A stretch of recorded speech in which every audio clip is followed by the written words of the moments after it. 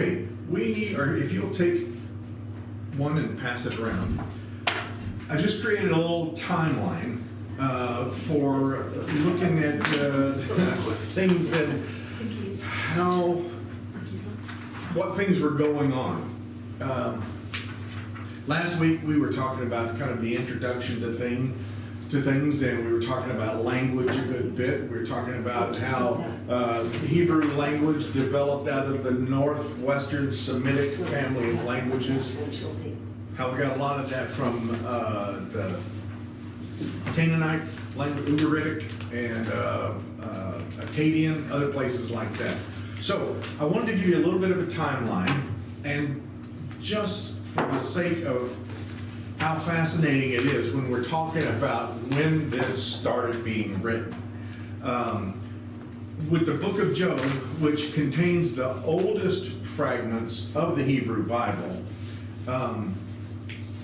there was a lot that was going on before then. As you look at that timeline there, somewhere between 18,000 and 12,000 years ago, the language called Afro-Asiatic was spoken as a single language during that time period. And that will eventually evolve into the languages of Africa and Arabia and the Levant. The Levant, when I say that, I'm talking about the region of like the Sinai Peninsula and up through Israel, Syria, through there. The Levant also will include what today is Iraq and every place that's in the news, year in and year out, no matter when we're talking about. Also in 11,000 BC then, a place called Tel Ramad, which is on the outskirts of Damascus today, was settled, and Damascus will become the oldest continually inhabited city in the world. Damascus is still the capital in Syria, and it has been an ongoing city for 13,000 years.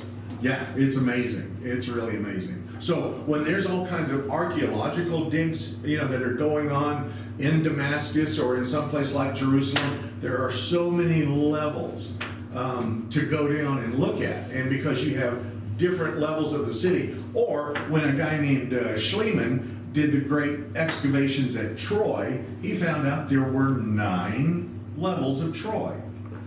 First one was an Iron Age village, or actually it was a New Stone Age village, I guess.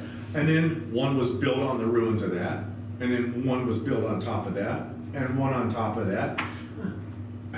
Amazing. So the Troy of the Trojan War, that is so famous, was actually, I think, level number 5. And more cities were piled up on top of that. Anyway, we enter a period called and then in 10,000 BC, Jericho is settled. So when Joshua and the gang come around to start stamping around the city, it had already been there for a long, long time. In the Halcyon epoch, it's called, we have around 9,000 BC, we have the construction of this ceremonial building. Some call it a temple, some call it a shrine or whatever, but it's at Göbekli Tepe in southern part of Turkey. And it may be, and so far has been declared as the oldest religious site found. 9,000 BC. In Turkey. In Turkey. Yep. Of all places. Now, and you think about the way that people are moving, that Turkey was a kind of a hotbed early on. There were people who were, we can talk about the migrations of people to different places, and it's just staggering at where they go, and you can watch different movements of where people are migrating into Europe and where they were going over into Asia, for example. And okay, so we talk about how many years ago were the first migrants or immigrants going into Asia? It was a long, long time ago. All right, so we wonder why Asians have that extra fold of skin there. If people are not being very discerning, we say slant. It's not a slant, it's an extra fold of skin here. Now, if you have that extra fold of skin, it helps cut down the glare from snow. So what happened is, as these people were migrating across Central Asia, a temporary but rapid ice age took place. So the ones who survived the best were the ones who had that fold of skin that it cut down on the glare of the snow, which made them better hunters and also more aware when animals, predators, were coming after them. So the ones who survived were the ones with the fold of skin. And now in Asia, that's what you have. Those are the ones who survived. These are the things about history that are just so fascinating, and we wonder why is it that people along the equator, they're all dark skinned. Get farther north up into where you guys are from, you're so fair skinned. Well, because they needed that protection against the UV rays, and so the dark skin helped protect against that. But they needed the processing of the, something oxide. Anyway, that as you get farther north, and you're not having the intense UV rays, but you need that for so the skin winds up being this great benefactor. Well, okay, we can call it everything we want to call it. We can call it science, and it is. We can call it evolution, and it is. Only in the sense of things change over a long period of time. But that's the remarkable plan that God, I'm going to say, had created and had put in place, is that we got what we needed to help us to survive where we were. To have the extra fold of skin helped us to survive in this flash ice age that we had. To have darker skin helped us to survive in the jungles of Central America or in sub-Saharan Africa. To have pale skin helped in the far northern climes, even with hair color and all that. So remarkable stuff that happened, and remarkable stuff that begins to happen early on. We think so many times of people being unsophisticated, not too clever, not too innovative, who've gone long before. That is so far from the truth, because people have always been clever. People have always been creative and innovative. Well, so we see, watching the development of language is the most fascinating thing for me. That's the thing I love the most. And to watch the way, first, languages develop as when they become written languages. Some of the first languages that you see are people using reeds and making impressions in wet clay tablets. It's called cuneiform. Well, some of the earliest languages from the Middle East were all those cuneiform languages. Others started doing pictographs. The Chinese, in their kanji, started making pictures. Here's an interesting thing. This is one of the things that is just so fascinating to me. The Chinese symbol for flood is a picture of 8 people in a boat. You think of Noah, his 3 sons, and all of them had wives. Is there a connection? I can't tell you for sure. Nobody can. But isn't that awful interesting that it happens to be that? Here's my favorite one. The pictogram, the kanji for trouble, the word trouble, is 2 women under the same roof. I'm only saying that with you guys here so that none of the guys can use that against you. My uncle always said when women gather, there's a storm coming. All I can say is, My mother's family bore that out. It was always fun for us kids and all the cousins to watch what was going to happen, and we knew who the troublemaker was going to be. But so we in 8000 BC, you'll see, and I'm skipping over stuff. In northern Mesopotamia, now it's northern Iraq, we see the cultivation of barley and wheat beginning. 8000 BC. And see, we don't really have what they call true agriculture until about 10,000. Because before, it was kind of like gathering berries, gathering stuff that grew, but the intentional planting of certain seeds to create certain crops begins really about the year 10,000. Now, we're seeing barley and wheat. Do you know what one of the first products made from barley and wheat was? Beer. Exactly right. Beer is as old as it comes. In fact, they have found trade agreements between Israel, and especially I think it was during David's dynasty, and the Egyptians, because the Egyptians were great for growing wheat and all that. That was the thing that the Israelites wanted.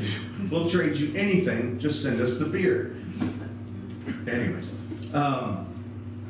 wine was kind of easy to figure out. I mean, they just mashed it into, juice, and then as it fermented in the Middle Eastern sun, then you get something else. So yes, and it was wine. It was real wine. It wasn't Welch's grape juice. This was real wine. So when you see people who go, well, the wine in Jesus' time couldn't really get you drunk. Yeah, it could. Yeah, it could knock you right down.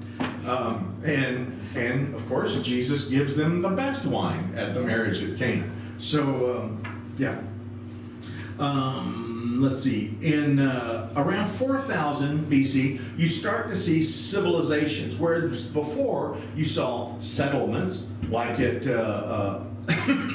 pardon me, like at Tel Ramad up near Damascus. Those were settlements. They developed some of them into cities, but now you start seeing civilizations develop where cities and villages become city-states, and you see them becoming developing like language and literature and things like that. Pardon me.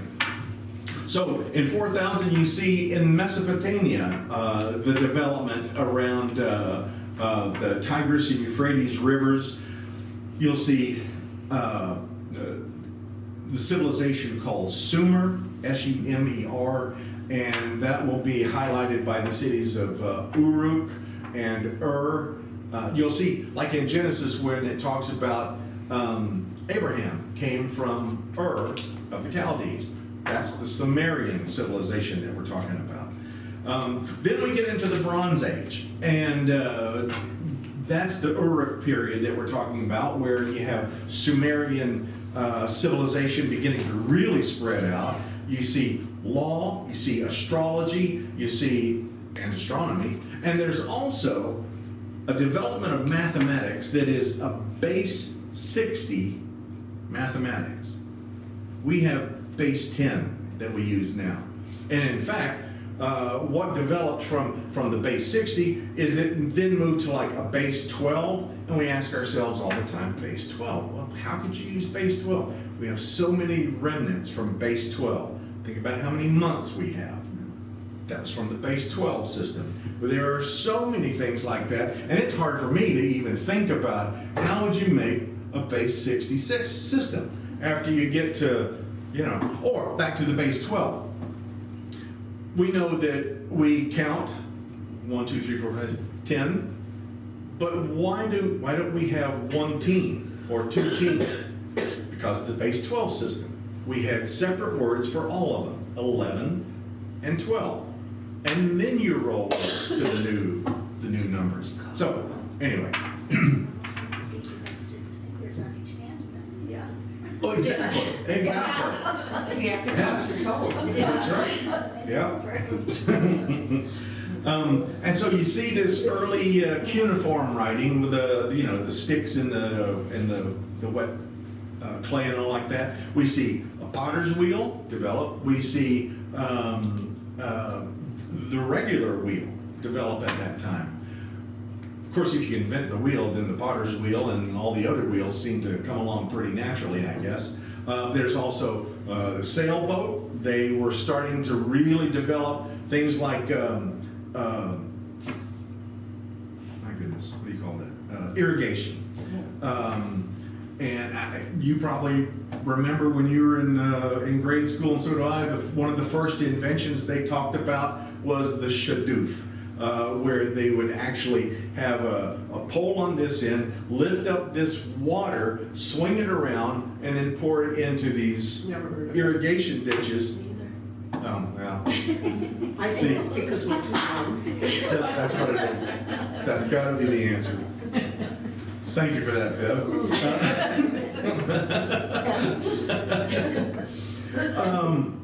How do We you see spell that word? around Shadoof, Shaddoof, if I remember right. Or there may be only one D. I'm gonna Google it. Yep. I'll let you know. Good. Between 4000 and 3000 BC, we see the Nakata culture that develops along the Nile River, and we see the first hieroglyphics begin to appear around 3500 BC. Again, it was, come to find out, it's not just pictures like a bird representing a bird, they represented phonetic sounds. So when you see this picture of a bird being a certain way, it would be the sound like ba or something like that. And so they would combine those pictures together, and that was what took us so long to decipher the thing in the first place. We were trying to be like, okay, so ox eats a bird. I went, no, it was all phonetic. It was giving us, now, and so the thing that really helped us with that was when Napoleon and the French army had invaded Egypt, somewhere around 1799, one of the soldiers, and they had all been told, if you find something, hang on to it and make sure somebody knows about it. So a soldier turns over this clay, and it's probably only about this big, this clay tablet, but it's blank on the back, but he just kind of turns it over with the butt of his rifle, and he sees that there's writing on there. Well, he picks it up and figures, this is pretty important. Thank God for the common soldier. And he takes this to his commanding officer, and it goes up the line, gets up to Napoleon, and Napoleon has it sent back to France, where somebody had tried to work on it for a while, and then finally a kid, not like grade school, but I mean like a university-age kid, begins to look at this, and he realizes that there's three different kinds of writings. There's Greek. Okay, so everybody knew Greek, all the scholars knew Greek then. Then there's another language, which was, I forgot. And then there was the the hieroglyphics language. This kid works on it, if I remember correctly, for like 16 years until he finally gets the first sound. Because he's got the Greek he can operate with, he knows what the Greek says, but now trying to figure out. And of course, once he got the first letter, the first phonetic sound, then the rest of it kind of came easy to it. So it was because of that find that we were able to decipher hieroglyphics, finding out that it's a phonetic language after all.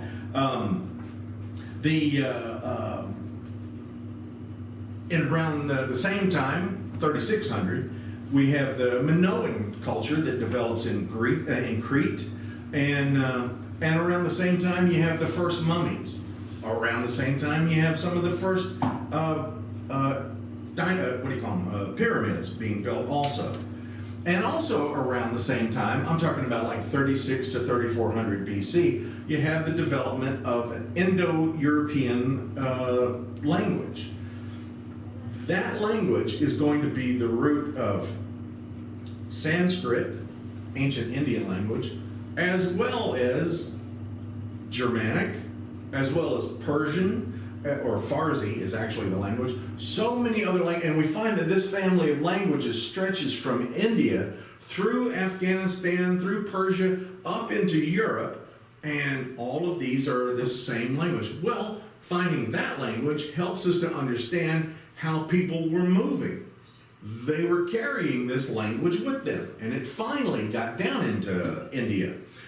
So around 3400 also, we have the Egypt that has been divided, and it's divided into the Upper Egypt and Lower Egypt. Now, as you look at a map, you would think Upper Egypt would be in the north and Lower Egypt would be in the south. It is exactly the opposite. Upper Egypt is in the south because it was in the upper waters of the Nile. And the Nile flows to the north from Lake Victoria up to the Mediterranean. So as far as they were concerned, not having a globe handy and not having the Hubble Space Telescope around, they are able to say, well, this is the source of the Nile, so this is Upper Egypt. And then when you get down close to the Mediterranean, it becomes Lower Egypt. Well, along comes a guy in 3150 named Narmer, who became the first king of all Egypt, a unified country. The Greeks called him Menes, M-E-N-E-S, and he establishes the first dynasty of Egypt.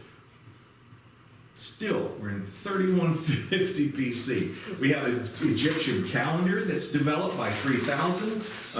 Around the same time, Stonehenge, according to some, is having its construction beginning. There's around the same time, papyrus is first being used in Egypt. And in 2700 BC, the Epic of Gilgamesh becomes the first written story. There were stories that existed before, we're absolutely sure, because as long as people were hanging around campfires, there were stories to be told. If nothing more than the story of, Uncle Chuck, who killed this saber-toothed cat, and we're going to tell everybody how he did it. Well, from there, stories of religion, stories of mythology, stories of legends began to develop, especially as people started contacting each other. When we see some family that comes in and joins us around the campfire, well, tell us where you're from. Well, let me tell you about the things that we saw where we came from. I mean, we do that still. Nicole and I are all the time talking about, she's like, so when you grew up in Florida, well, let me tell you about these creatures called alligators. And up here, she says, let me tell you about these, what are they called? Hodags. So, yeah, we still tell the stories about where we came from. But Gilgamesh is the first one that we see really written. This, so help me, is to this day probably my favorite story as far as, literature goes.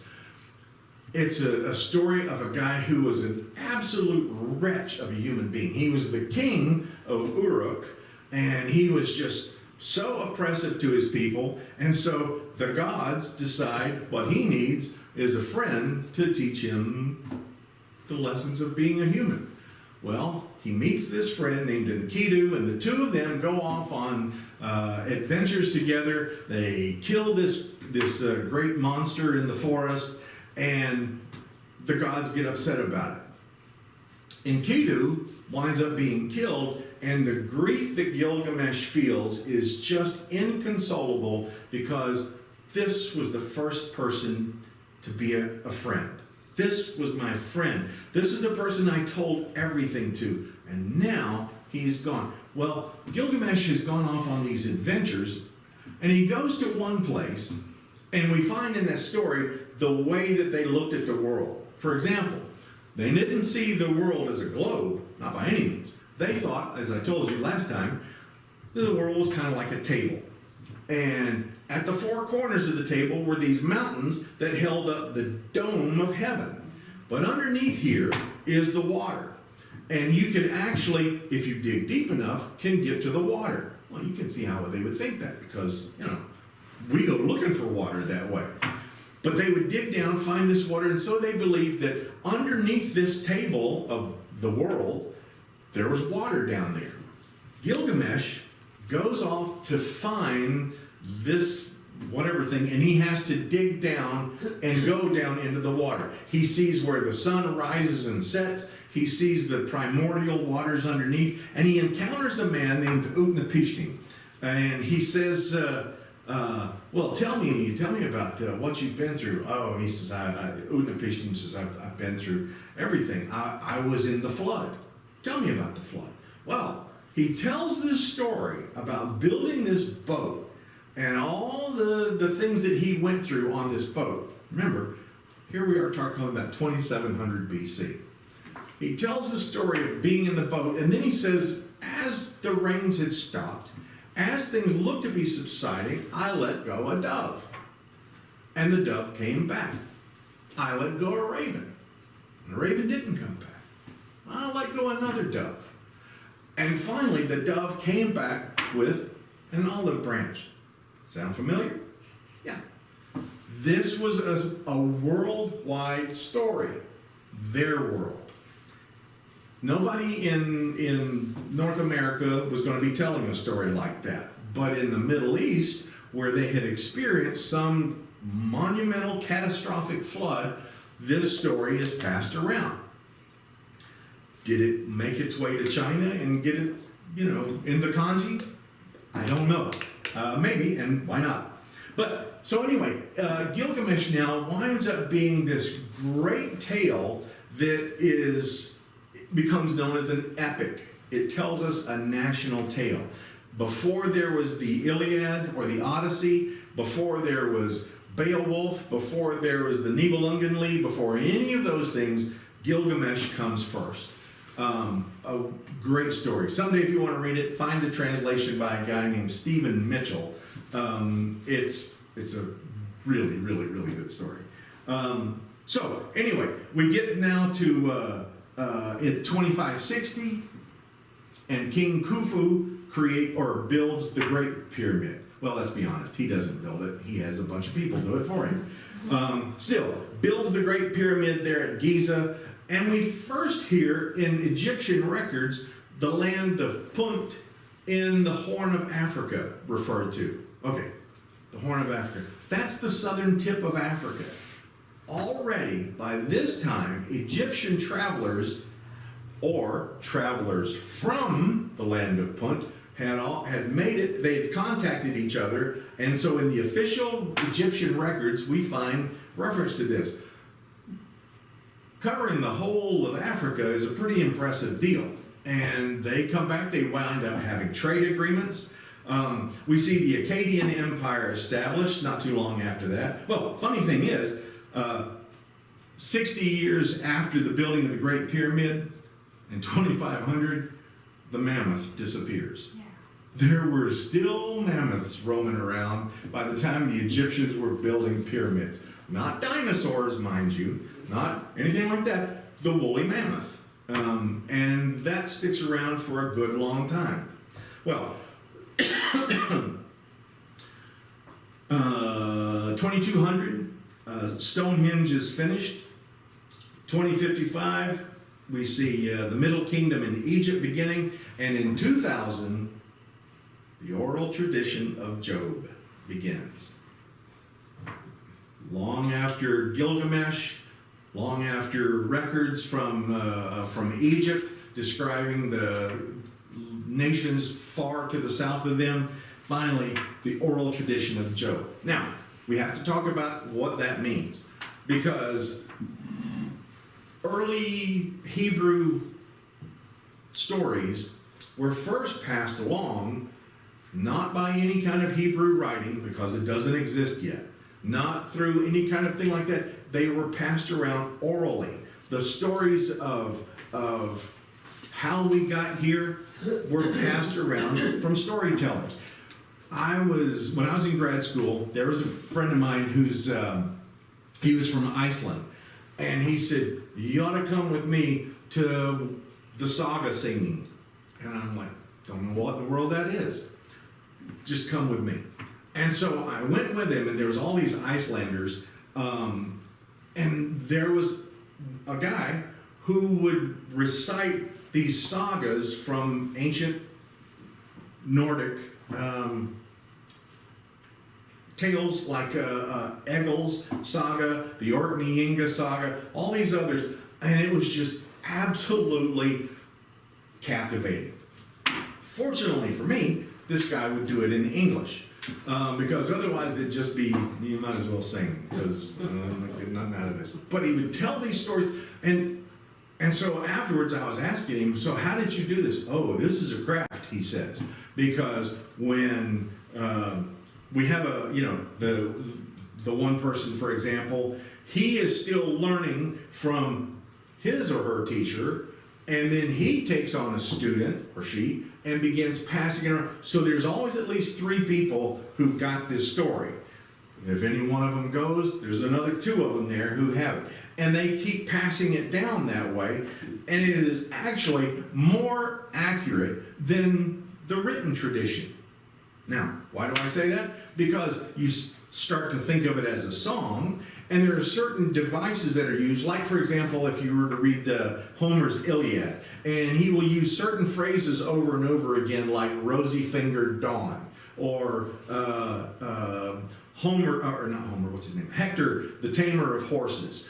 Things like that, that kind of were like landmarks, almost. Be able to say that and to propel you into the next thing. But if you're writing down something, I don't know if you've done it, but I've sure had. Okay, so I'm wanting to write this thing down, and I can't track very well. So if I take my eyes away from this and write it down over here, I look back, and then it'll take me seconds to find where exactly I was, especially you get farther down. And sometimes, for example, if you were to have a sentence that says, the quick little girl, and then it's something else, something else, something else, and then another sentence begins, the quick little girl, sometimes your eyes go back to the second one, and you think you're in the same place, but you're not. That happens all the time, and it happened a lot with Scripture, which is why sometimes we find inconsistencies in our ancient manuscripts, because people would be trying to copy off of something else, and they would wind up missing a whole line. And honestly, since we're going to talk about that for just a second or two, sometimes the people who were making the copies weren't even literate. They simply were good at copying signs. So that as they're looking back over it, especially with the Greek text that we have, there's no punctuation. Sometimes there's not even a break in the words, and words are jammed together, so you wind up looking at it and going, well, are they talking about this thing? Or are they talking about these other, or, if you break it up, it means something else. If it's jammed together, it means a different thing. Yeah, and so a lot of them are just simply copying the signs over. So when we talk about having problems with the ancient manuscripts, that's part of the problem. So we've got Job beginning in around 2000 BC. That's our best guess. And 200 years later, in 1800 BC, is when Abraham starts his journey out of the land of Ur of the Chaldees. Job is there before Abraham even leaves the land of Ur. Around the same time, in Akkadian, we have this thing called the Enuma Elish that is written, which is the Akkadian or Babylonian creation story. Not too long after that, 20 years, Hammurabi's Code. That was so many times, when I was in grade school again, they would tell me, this is the oldest law in the world. No, it's not. It's probably about the 10th oldest law, but it is certainly the most well-known and certainly the most popular, and a lot of law after that was based on Hammurabi's Code. The thing that made Hammurabi so clever is that he would inscribe these laws on a stone monument. It's about 6 feet tall, I think. And so all the laws are written there, and it was put at all the roads on the boundaries. So there's no such thing as ignorance of the law. If you cross over into Babylon, you have to pass one of these things, and you better read the law. Because you're now, having stepped past that, you're now responsible for reading that, or abiding by those laws. So, anyway, it is certainly the most famous. Now, in 1650, and I'm telling you all these things kind of in advance because we're going to come back to many of these things over and over again. In 1650, Abraham has traveled, he's gone up to Ur of the Chaldees, he's come down to Egypt according to the story. He's, done all these things. And now we also have, not only is there Abraham, but we have Isaac who's followed after him. We have Jacob who follows after. And then we have the story of Joseph, right? Off into Egypt, sold into slavery into Egypt. The thing is that here in 1650 BC, there has been an invasion of Egypt. A group of people known as the Hyksos had invaded from what we think was probably southern Russia. They were fast, they were horse soldiers, they were archers, horse archers, and they were able to cross the Nile. The Nile had defended Egypt against all kinds of foes. The Hyksos wind up crossing the Nile, and they wind up defeating the Egyptian dynasties, and these foreigners are now ruling Egypt. Here's what makes that important, and here's why I even bring it up, is because the Egyptians were pretty unwelcoming to anybody who was not Egyptian coming into any place of power. The Hyksos, being foreigners, welcome the foreigner. Start to see the connection because along comes a foreigner named Joseph. And this Hyksos, king of Egypt, has no problem in saying, I like this guy. I'm going to make him the prime minister. Of course, after he had interpreted a dream or two, I like this guy. Let's bring him in. If it had not been for the Hyksos invasion of Egypt, Joseph would have never had a chance. He would have never been accepted into the rulership to become the prime minister. The Egyptians called him the vizier, who became the second most powerful person in Egypt. Now, there will come a time when, let me see if I can have it written down here. In 1530, the Hyksos will be finally driven out.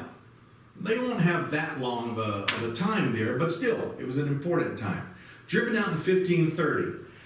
And in the text, in Exodus, remember it says, and there came a Pharaoh who did not know Joseph. Now, one of the ways that we interpret that word was, there came a Pharaoh who did not regard Joseph.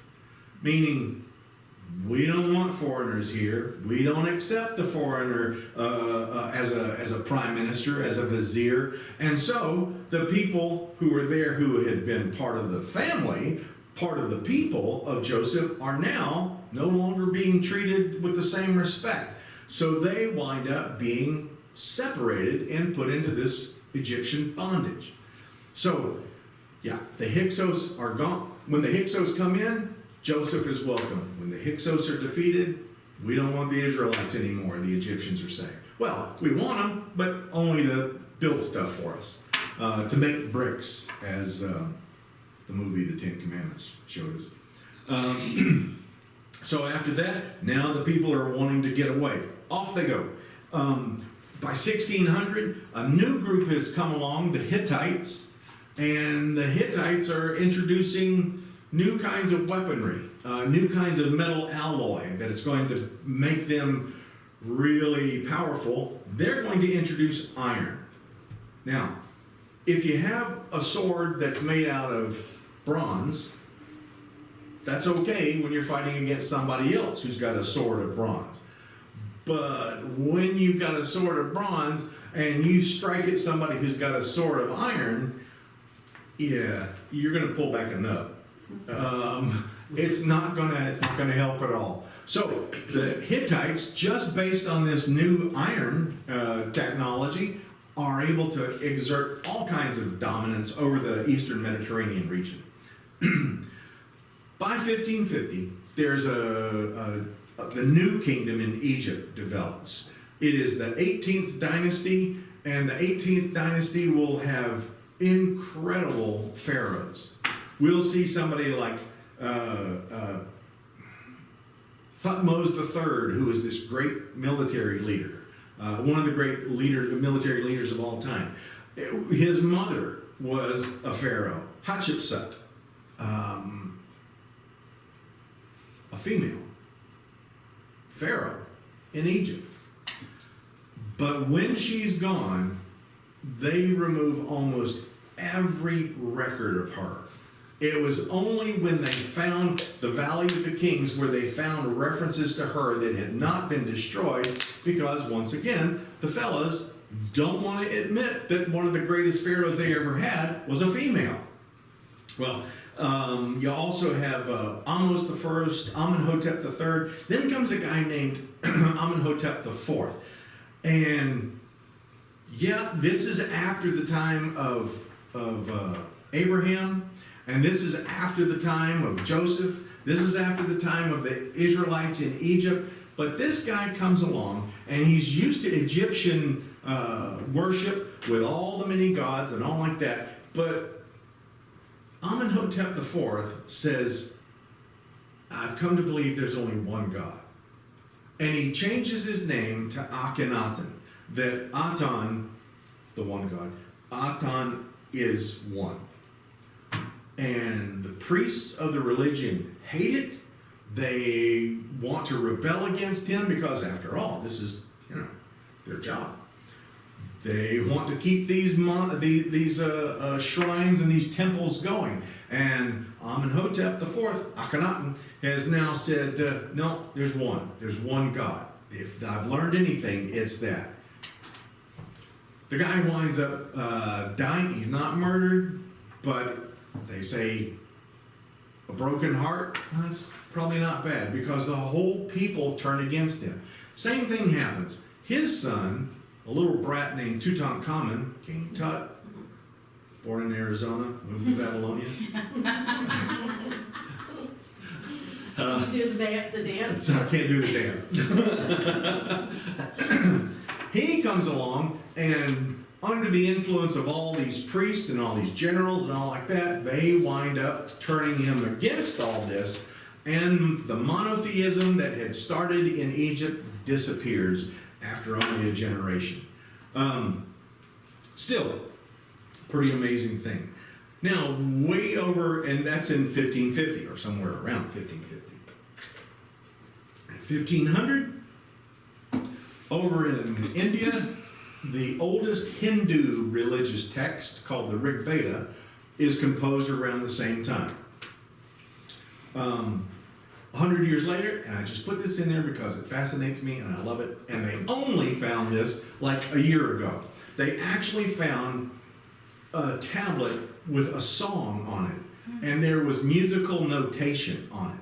They spent so much time on that, but finally, and I think you can look it up on the internet, just look for something like Oldest Song in the World or something like that. I think it's on YouTube. And you'll hear the singing of this song. It's fascinating. I love it.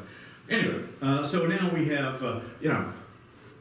3,000 years before the Renaissance, we have found evidence of musical notation.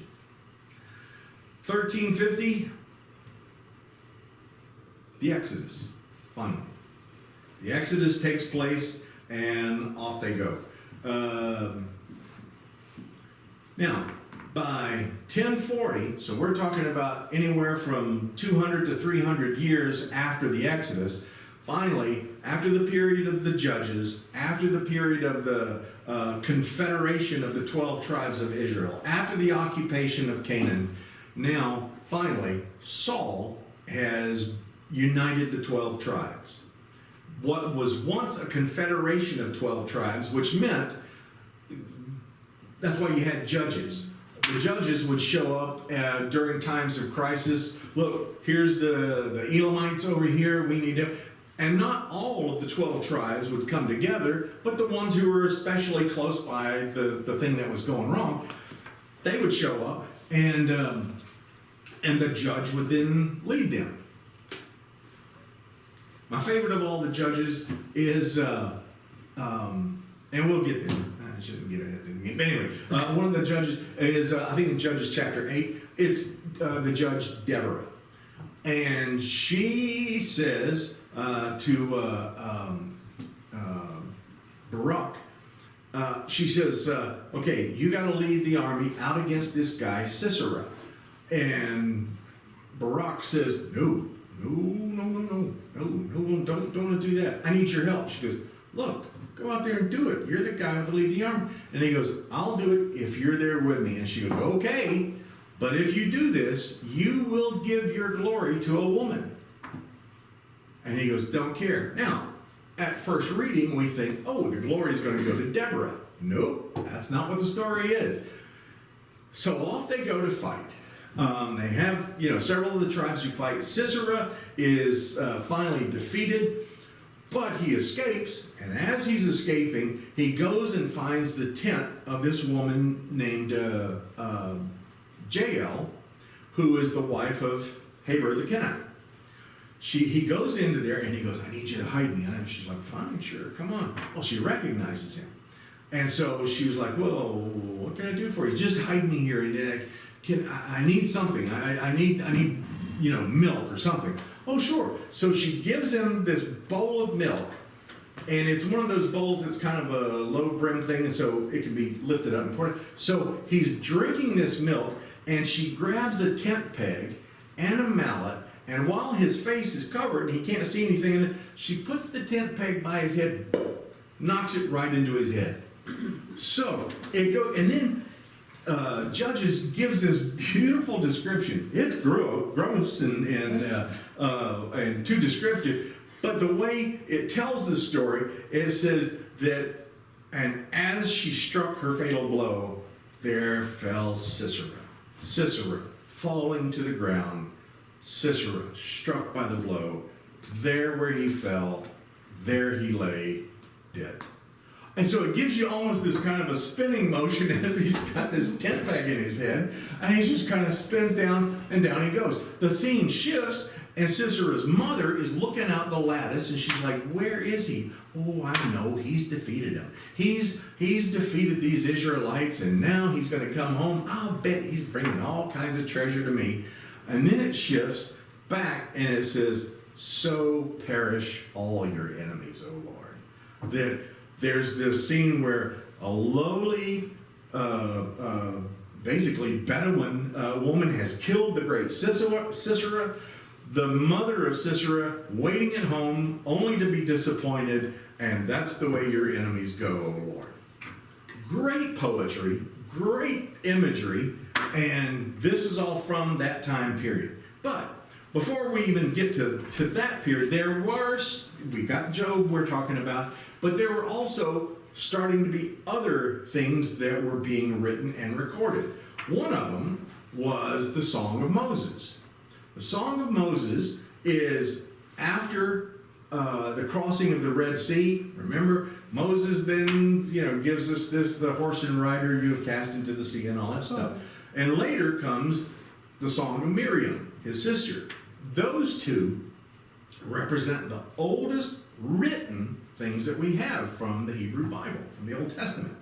Yes, Job was already being composed and was being passed along in an oral tradition, but it's the Song of Miriam and the Song of Moses that are the first two things that are actually written during this time. Okay, so Saul's got the 12 tribes. In around the year 1000, King David begins his reign. 30, 40 years later, Solomon comes along, and it won't be until 850 BC that we actually have the first writings that will appear in what we call the Torah, the first 5 books of the Bible. Genesis, Exodus, Leviticus, Numbers, Deuteronomy. Now, with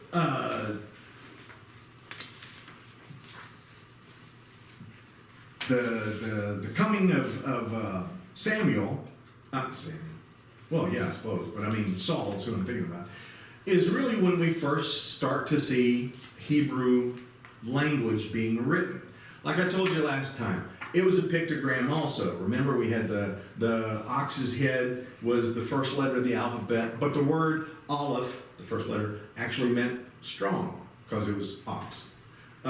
So you could start to watch that. But now, as the Israelites are making contact with other people, with other nations, they start to develop or start to adapt and adopt the written language of the Arameans. We talked about that last time also. So now you're starting to see this Aramaic. Thunder? I think it's just the wind. Oh, okay. I did something. It didn't sound like thunder. It sounded like something was. For those of you watching on film, we're crediting it to the Holy Spirit. Either that or heresy, and the Lord's going, no, don't say that anymore. We have the development of an Aramaic script, and that is going to be what the Hebrews will take on as their language.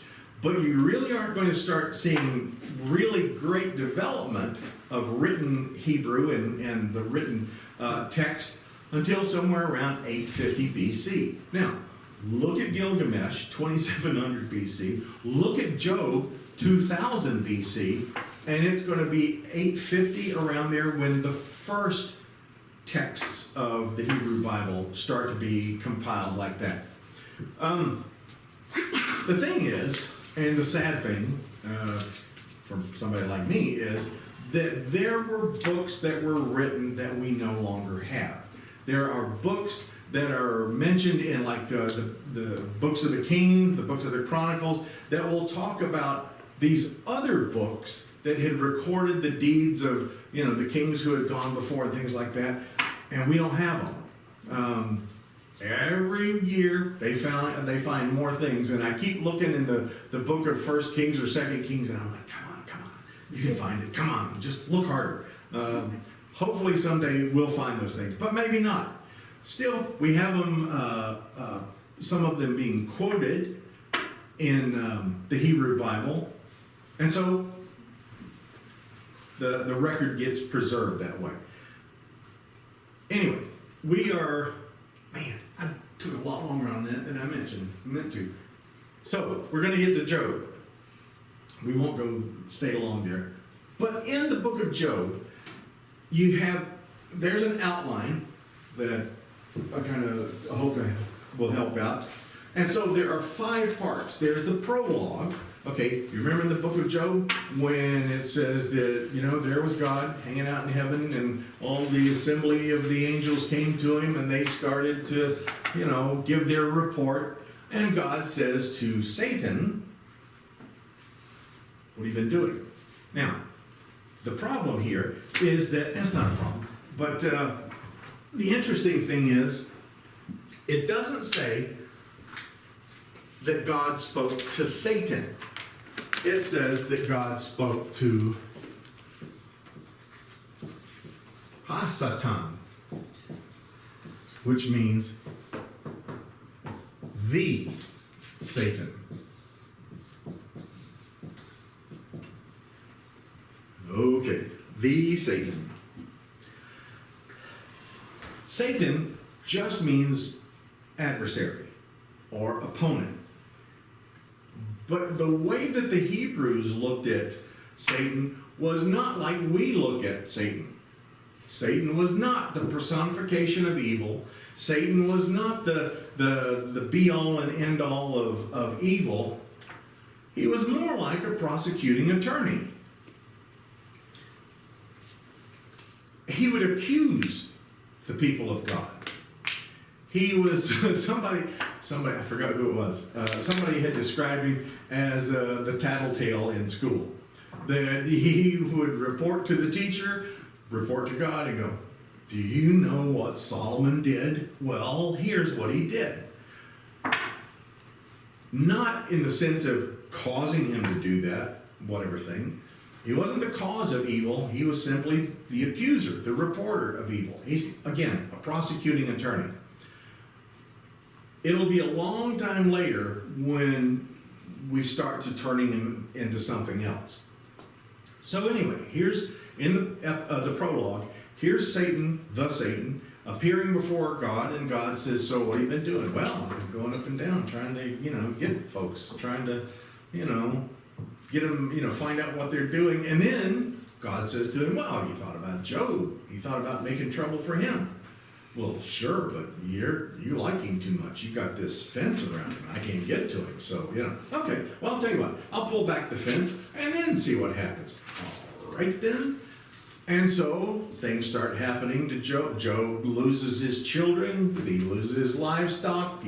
All this stuff. And then he reports back to God again at some later point. And God goes, so what have you been doing? Well, I've been trying to get this guy Job. Yeah, how's that going with Job? He won't do it.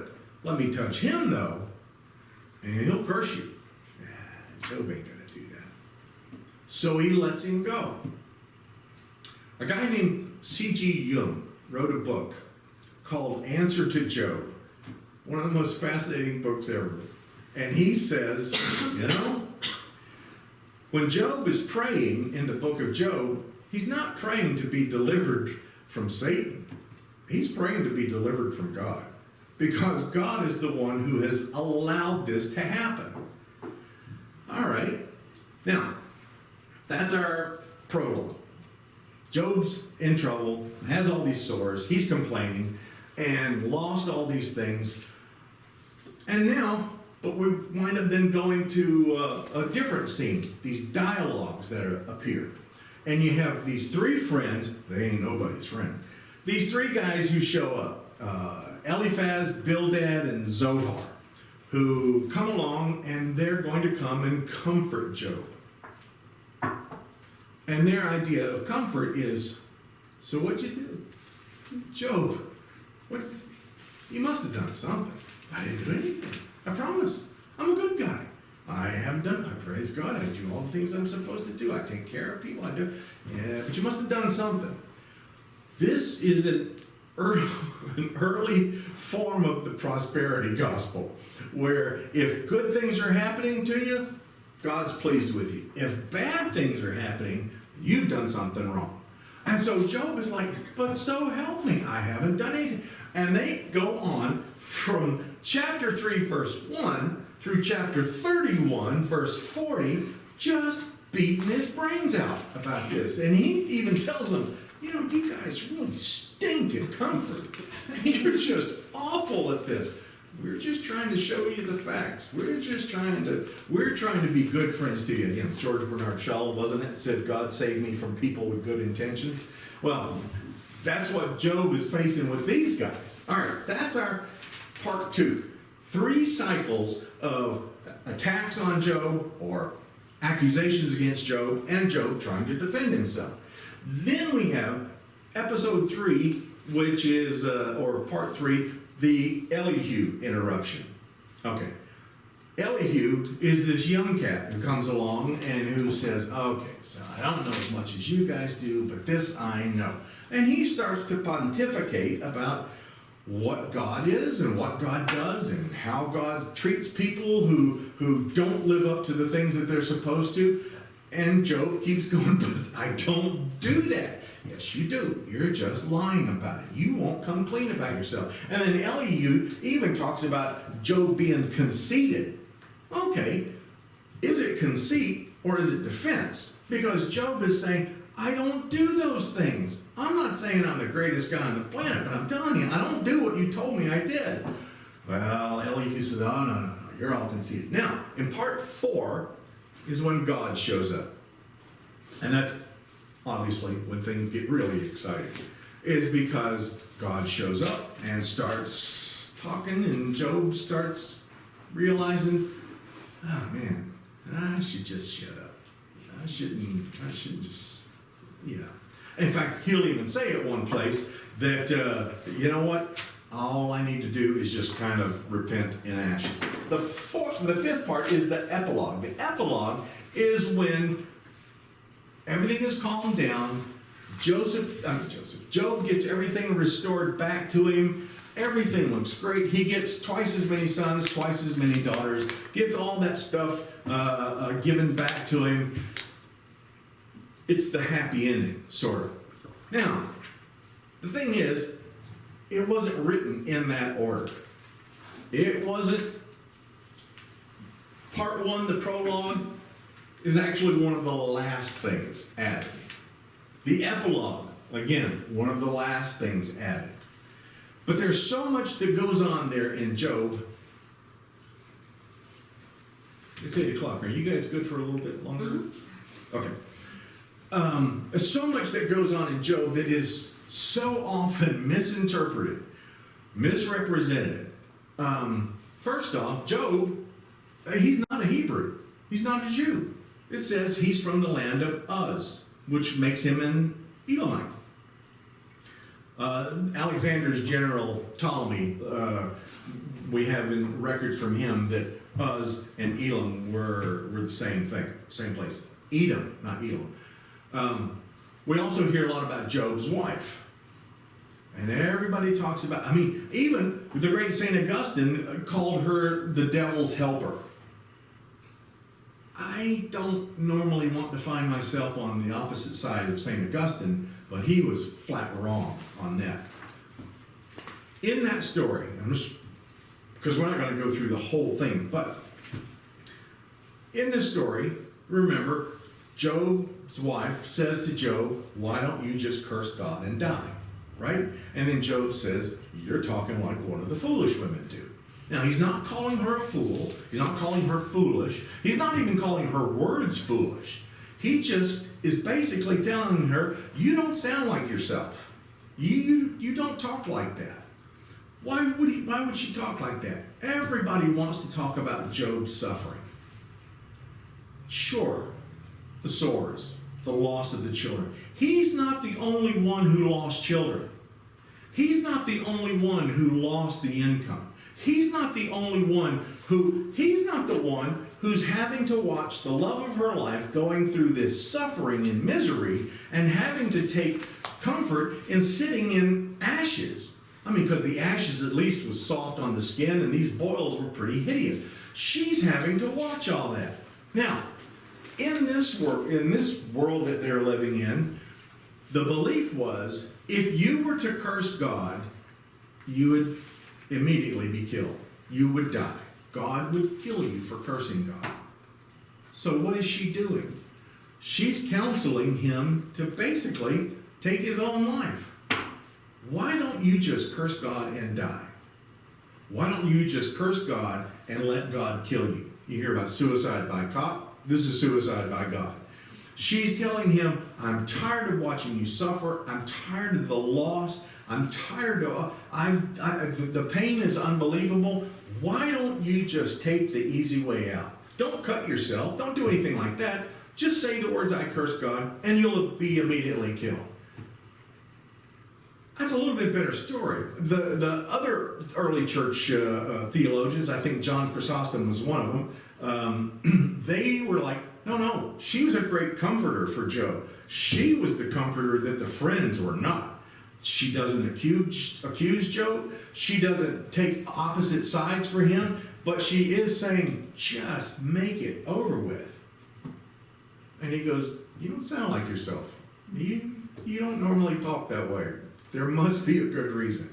Well, we then go on and we find certain phrases like, here's a good one. In Job chapter 13, verse 15, it says, there's the great phrase, the King James Version says in Job's mouth, though he slay me, yet will I praise him.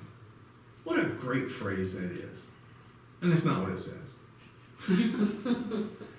It actually says, God will kill me, I have no hope. After everything that he's been through, after everything that he's seen, Job's just thinking, all that's left is for me to die. But here's the thing. An ancient rabbi wrote in the margin of chapter 13, verse 15, wrote in the margin, even though he slay me, yet will I praise him. That was a marginal note. And when they started transcribing the text, They saw that, and they considered that to be such a holy statement, such an absolutely appropriate statement, that it wound up being inserted into the text of Job itself. Well, that's pretty cool. I've put all kinds of notes in the margins of my Bible, and I don't expect anyone to ever include it in the text. Still, see, he will kill me, I have no hope. But then he goes on to say, but I will defend myself to his face. Okay, so I'm just going to pick up on some cool stuff. One of those is, I love to listen to people talk about, oh, dinosaurs are in the Bible. Nope. Where do you get that? I had this conversation a few months ago. The guy goes, it's in the book of Job. I know where you're going with this, and I'm going to have some fun with you. And he goes, it's there. Behemoth. And there's Leviathan. Yes, they are. I said, do you know what Behemoth is? Yeah, it's a dinosaur. No, it's a hippopotamus. What? Yeah, even Luther said the hardest thing about translating the Bible was translating the names of animals and birds and plants from Hebrew into German. The same way, behemoth is, here's the description of behemoth. In Job 40, 15 through 24, he says, I'll give you a chance to look. Job chapter 40, verses 15. Now, see what it sounds like to you. Look at behemoth, which I made just as I made you. It eats grass like an ox. Its strength is in its loins, and its power in the muscles of its belly.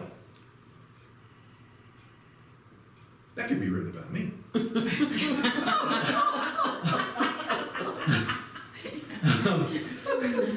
It makes its tail stiff like a cedar. The sinews of its thighs are knit together. Its bones are tubes of bronze. Its limbs like bars of iron. It is the first of the great acts of God. Only its maker can approach it with a sword. For the mountains yield food for it, where all the wild animals play. Under the lotus plants it lies. In the covert of the reeds and in the marsh. The lotus trees cover it for shade. The willows of the marsh surround it. Even if the river is turbulent, it is not frightened. It is confident, though Jordan rushes against its mouth. Can one take it with hooks or pierce its nose with a snare? Yeah, sounds like exactly what you're looking at when you see the nature films that we like to watch on Netflix. And here it calls it as the hippopotamus in parentheses. Oh, does it really? Yes. All right then. For the Leviathan, it has the crocodile. Crocodile, excellent. Oh. That's the one we're going to next. That's a good one. All right then, Leviathan. The Leviathan in the book of Job is it's actually a reflection of a Canaanite story called the Lotan. It was a primordial monster that was defeated by the Canaanite god Baal-Hadad. And in Babylonian literature, we see reflections of it in the myths of Tiamat, who was defeated by the Babylonian god Marduk. Anyway, in Job 41, that's where we are now, the next chapter. Dinosaur or crocodile? Can you draw out Leviathan with a fish hook or press down its tongue with a cord? Can you put a rope in its nose or pierce its jaw with a hook? Will it make many supplications to you? Will it speak soft words to you? Will it make a covenant with you to be taken as your servant forever?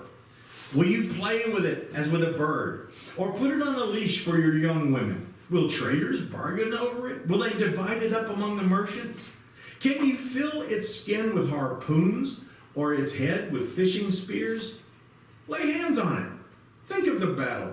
You will not do it again. I love that part.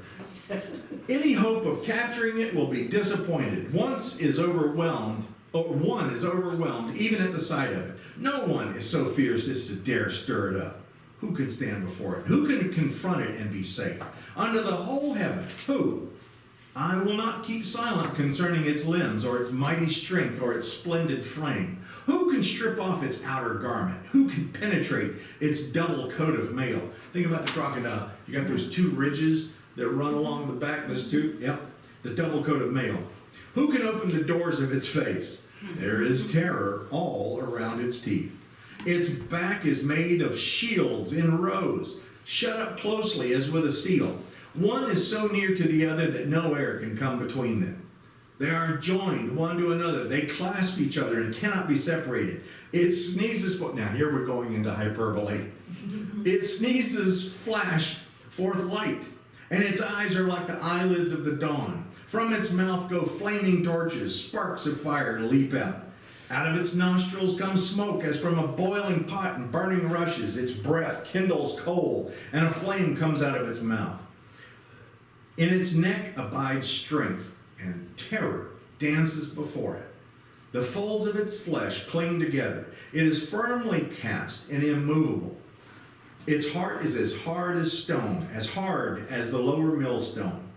When it raises itself up, the gods are afraid. At the crashing, they are beside themselves. Though the sword reaches it, it does not avail, nor does the spear, the dart, or the javelin. It counts iron as straw, and bronze as rotten wood.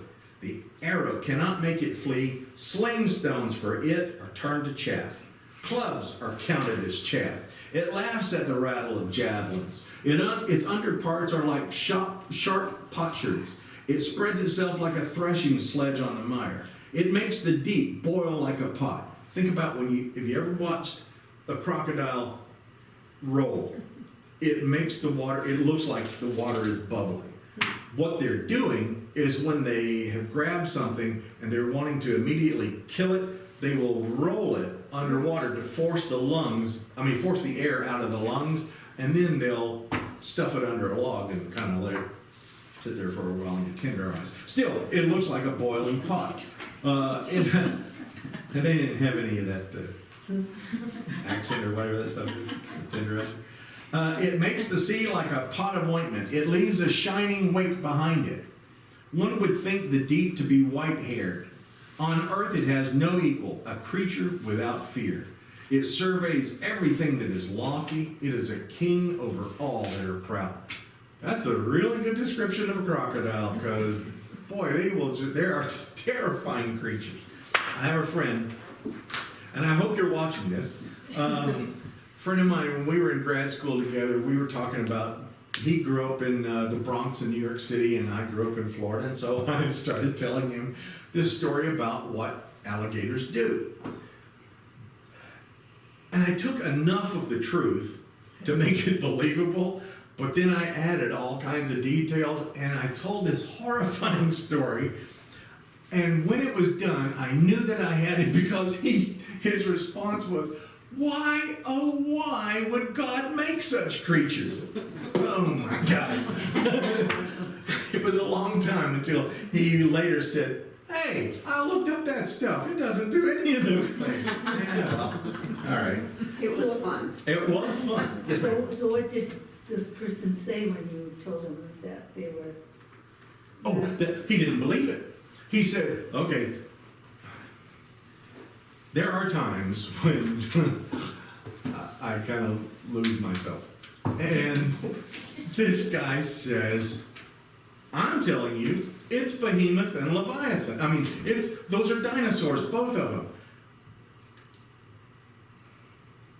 Okay, and I'm sorry to say this, but my answer to him was, "Really? How long have you studied Hebrew?" And he was like, "Well, I haven't." Yes, you haven't. Because if you did, you would know that these are... Well, all right. So he, to his credit, he talks to me again. I saw him in the grocery store, and to his credit, he said to me, months later, "You know what? I went looking on the internet. Oh no, don't go looking on the internet.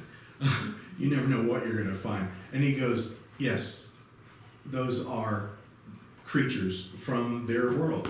It is a hippopotamus and a crocodile. And I was like, man, I'm so sorry. I'm an idiot. You know. And he was like, no, you were being passionate. Yeah, passionately an idiot. But this guy, bless him, he's as friendly, maybe more now than ever. But he said, can I come to you with more stuff? I'm like, oh, please don't. No, don't. So, all right. So now, let's talk about, yeah, we're good. This text. It's a composite text. It is not all written by the same author. There is tradition that Moses had written it. No. There is traditions that it had been, written during the time of the United Kingdom. No. It takes place over a much longer period of time than that. So, let's do it like this. Which comes first?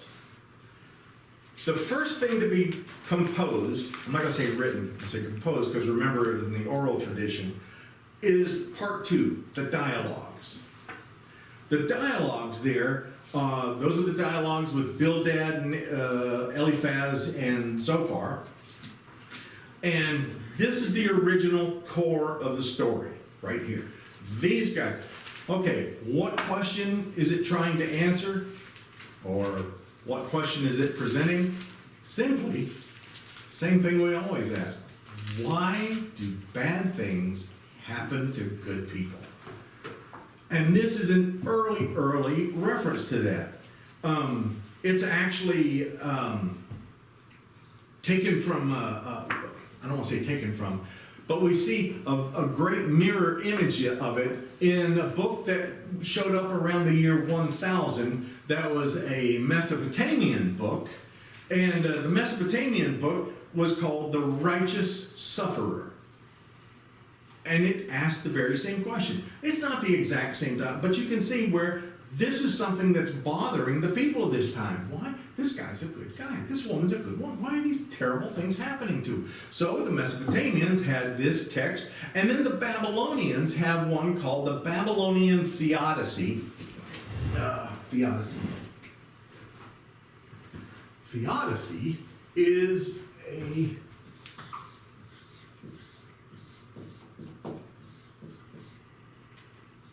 theodicy.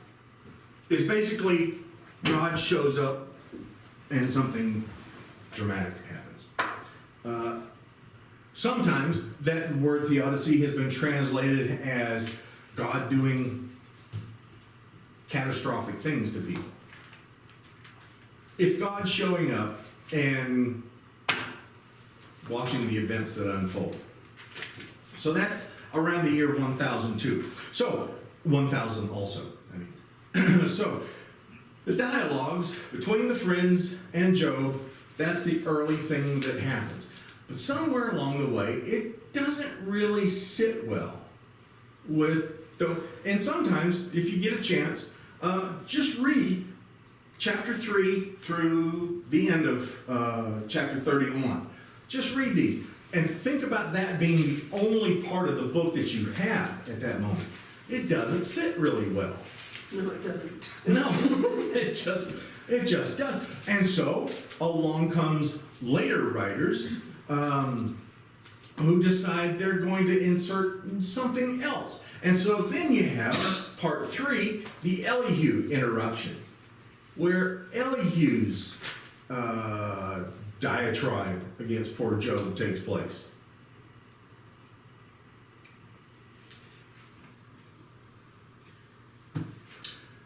What will come next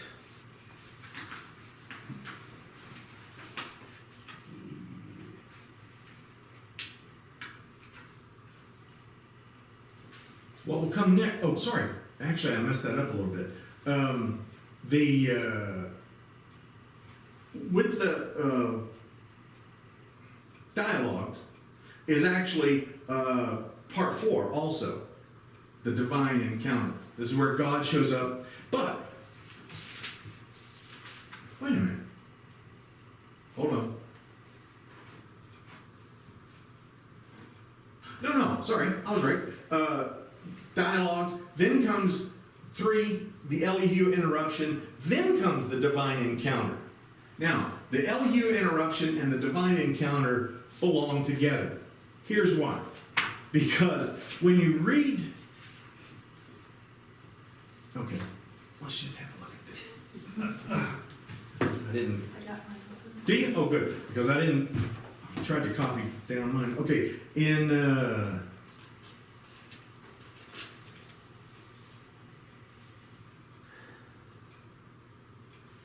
Okay, so in Elihu's interruption, 5 chapters long, he's going on and on about Job he's conceited. Job is yeah, I'm the youngest of the bunch of you, but, I know some stuff too. This arrogant little jerk. He comes in here and tells all these things, and one of the funniest things that ever happens to me is when I'm sitting there listening to somebody preach a sermon, and they preach out of the Elihu interruption, and they act like it's a good thing.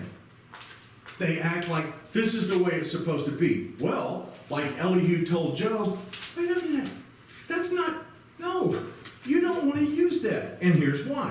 Because at the end of this interruption, here's the way God, it says, starting in verse 38 with the divine encounter, so God shows up there. And it says, then Yahweh answered Job out of the whirlwind. Now, remember everything you just heard about this noise about, no one can look on the light. No, out of the north comes gold, blah, blah, blah, blah. The Almighty, we cannot find him. Therefore, mortals fear him, and all this stuff. He does not regard any who are wise in their own conceit. Okay, Elihu talking to Job. Now, immediately after this, then Yahweh answered Job out of the whirlwind. Who is this that darkens counsel by words without knowledge? Gird up your loins like a man, I will question you, and you will declare to me. Who is this that darkens counsel with words without knowledge? He's not talking to Job. We always make the mistake of thinking that he's saying this to Job. He's not. He's saying it to Elihu. He's saying, who are you? You're running your mouth and you don't know a thing. And then he turns to Job and says, gird up your loins like a man. Now let's you and me talk. You've heard from these jerks. Now it's you and me going to talk. And it's some of the great descriptions that come out of that. The Lord answers Job, he says, out of the whirlwind. He says, I will question you and you will declare to me. Then he goes, where were you when I laid the foundation of the earth? Now, he's talking to Job, but he's not talking to Job. My mom, when I was a kid, she used to jump on me, saying stuff to me that she didn't mean to me. I didn't know it at the time. But she would go like, don't you dare sit in that chair. That chair's for adults. And I'm like, I'm going to sit in that chair. I know it. I was going to sit on the floor. What was she doing? She was talking to the other kids in the room. So she jumps on me so that the other kids hear it. This is what, I'm not meaning to equate, God with my mother. Sorry, Lord. I know. It's getting too late. Rather, he's talking to Job so that Elihu and the friends are hearing all this. And so he says to him, where were you when I laid the foundation of the earth? Tell me if you have understanding. Who determines its measurements? Surely you know. Or who stretched the line upon it? On what were its bases sunk? Or who laid its cornerstone when the morning stars sang together and all the heavenly beings shouted for joy? Or who shut in the sea with doors when it burst out of its womb? When I made the clouds its garment and thick darkness its swaddling band, and prescribed bounds for it, and set bars and doors, and said, thus far shall you come and no further, and here shall your proud waves be stopped. Have you commanded the morning since your days began, and caused the dawn to know its place, so that it might take hold of the skirts of the earth, and the wicked be shaken out of it? It is changed like clay under the seal, and it is dyed like a garment. Light is withheld from the wicked, and their uplifted arm is broken. Have you entered the springs of the sea, or walked across the recesses of the depths? Have the gates of death been revealed to you? Or have you seen the gates of darkness? Have you comprehended the expanse of the earth? Declare if you know all this. Where is the way to the dwelling of light? Where is the place of darkness, that you may take it to its territory, then that you may discern the paths to its home? That's actually part of the Gilgamesh story right there.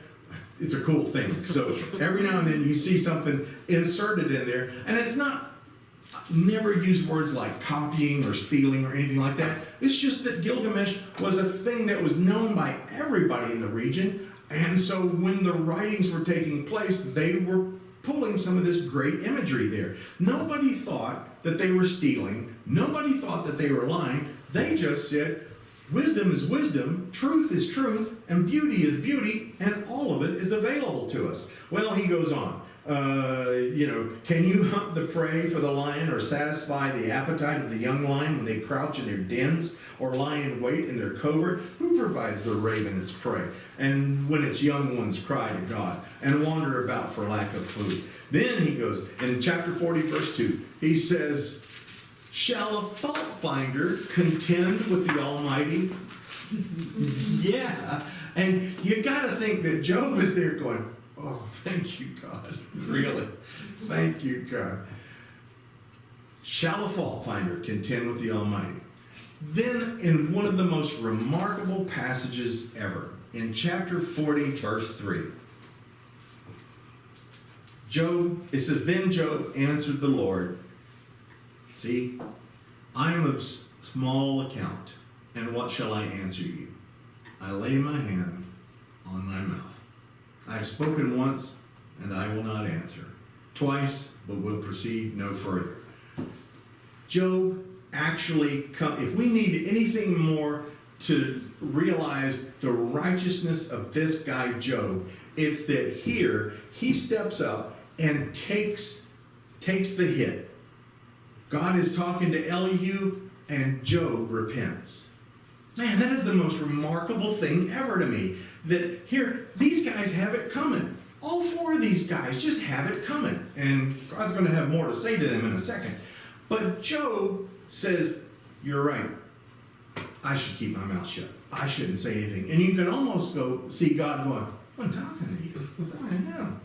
Okay, I see what you're doing. Because then, like me being the little kid would say to my mother, oh no, I would never sit in the chair where the adults are supposed to sit, so that everybody else hears it too. But here's Job taking it for Elihu. He defends him by humbling himself. See, I am of small account, he says. What shall I answer you? Then we come to this section in chapter 40, verse 6, God's challenge to Job. And this may have been part of the original core, this part right here, the original dialogues, where it says, then the Lord answered Job out of the whirlwind. Where am I? Gird up your loins like a man.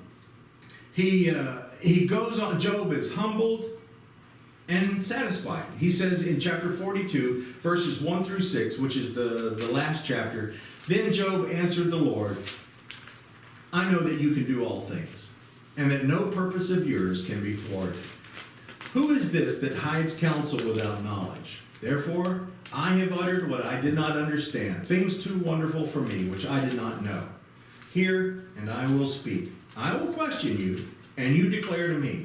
I have heard of you by the hearing of the ear, and now my eye sees you. Therefore, I despise myself and repent in dust and ashes. Job gives himself over to his fate. Whatever happens, it's okay. I can't answer you. I have nothing to defend myself. I can't, my friends, forget about them. What can I say? And then it says that after the Lord had spoken these words to Job, the Lord said to Eliphaz the Temanite.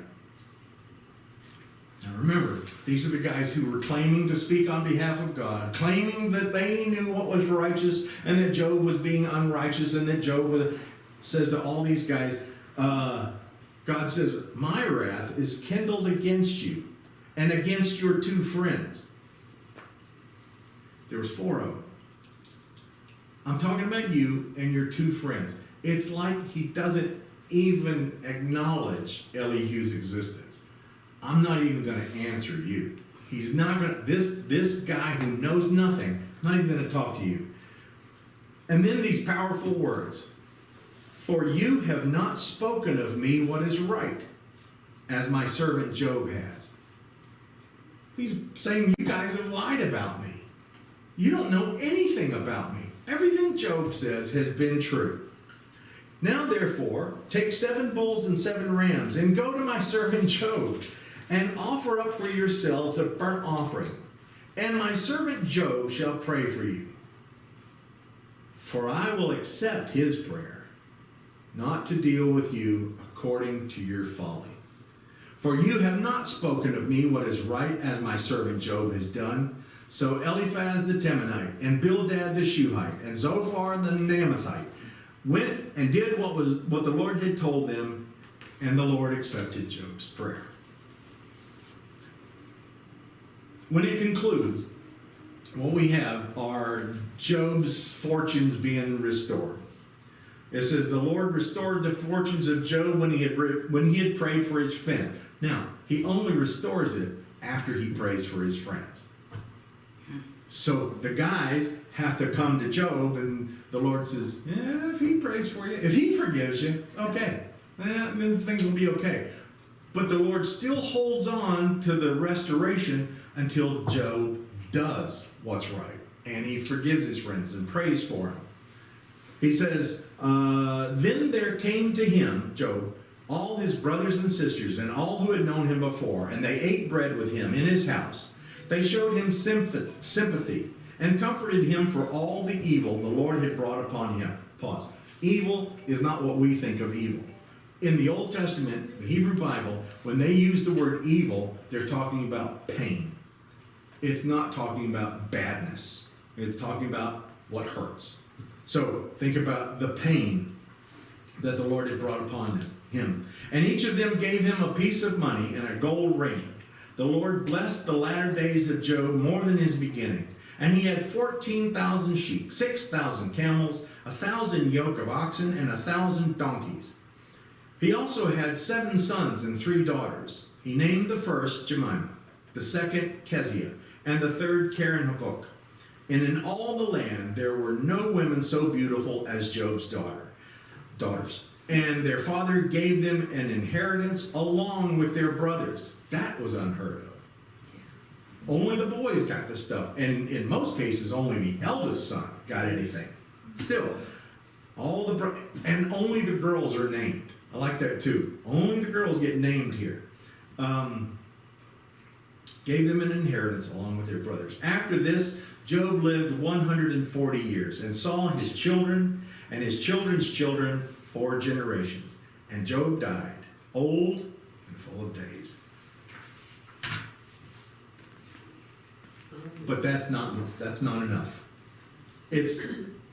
When I say that, I mean, think of the most horrible things that somebody says to a person when they've lost a child. Oh, you can have another one. That's the most horrible thing in the world to say. And when I think about the pain of Job, and yeah, he got back double. All right, great. Okay, fine. Give me back all the camels and the donkeys and everything else that were there. That'll be great. Okay, thanks for the sons and the daughters. What would have been better is I've never lost the first ones. There's no replacing. It may be a balancing of the scales, but it's not a replacement. we don't see the end of Job as being something where he throws a party every weekend and people from all over come and they bring stuff. Yeah, they brought him, stuff to help restore his fortune. But what a sad, sad thing to happen. So even in asking the questions, why do bad things happen to good people? Even after the restoration of everything, we have to say, I don't know. There's not a good answer. I'm sure God has an answer, but we don't know what it is.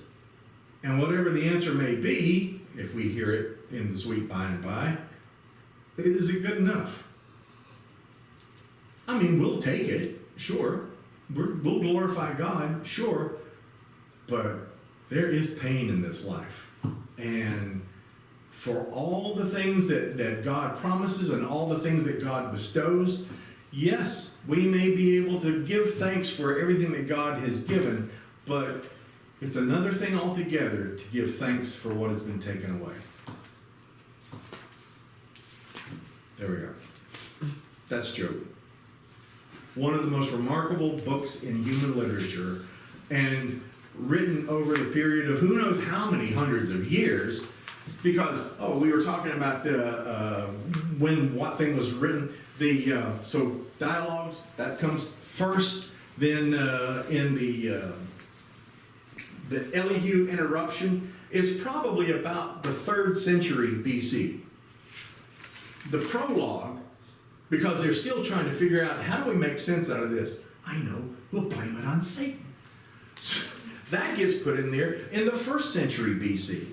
And so is the epilogue also, probably around about the same time, probably in the 1st century BC. So we're looking at something that stretched almost I said 1st century. Epilogue is the 3rd century also. They're still, over this long period of time, trying to figure out how do we answer this question. This isn't good, so let's add a little bit more. And so they would take things from things that they had studied together, things that they believed together, things that were even being written now in what we will have as the Hebrew Bible, and they will draw stuff from that and from the Babylonians and the Mesopotamians and the others like that and try to answer this question. But in the end, there's no good answer.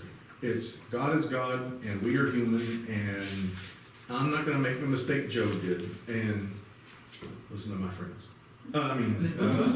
Challenge God. Okay, thank you so much. Sorry I kept you a little bit longer, but the history thing was... Interesting. Oh, good. Thank you for saying that.